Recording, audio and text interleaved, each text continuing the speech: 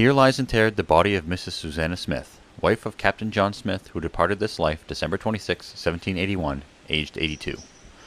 Why should we mourn departed friends, or shake at death's alarms? 'Tis but the voice that Jesus sends to call them to his arms.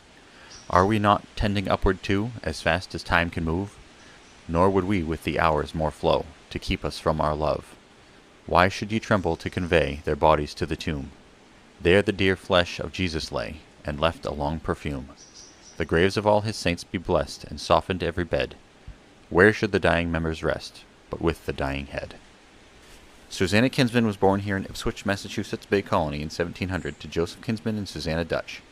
She was the eldest of 11 children who astoundingly all survived to adulthood. Sarah is a cousin of Nathan Kinsman, who the Kinsman Mountain Range in New Hampshire is named for. Susanna married Increase Howe in 1723 and had 6 children with him. Increase's grandmother was Elizabeth Howe, one of the women who was executed for witchcraft in Salem in 1693. Susanna and her family lived in the Swayze Tavern, which was built in 1718, pictured here. Their first 2 daughters died in infancy, their next 2 daughters, Susanna and Elizabeth, lived to old ages, and their sons, Joseph and John, died at ages 25 and 15. Being 20 years older than her husband died at the age of 74 in 1754, and Susanna remarried to Captain John Smith of Ipswich, who lost his wife in 1760. They never had any children, but lived here in this house on Jeffrey's Neck that Smith built in 1740. Captain Smith was a merchant and prolific landowner in the area, as evidenced by his will, in which he left plots of land, sometimes more than one, to almost all of his many children. Captain Smith died only 6 years after he and Susanna married, and Susanna did not remarry after that.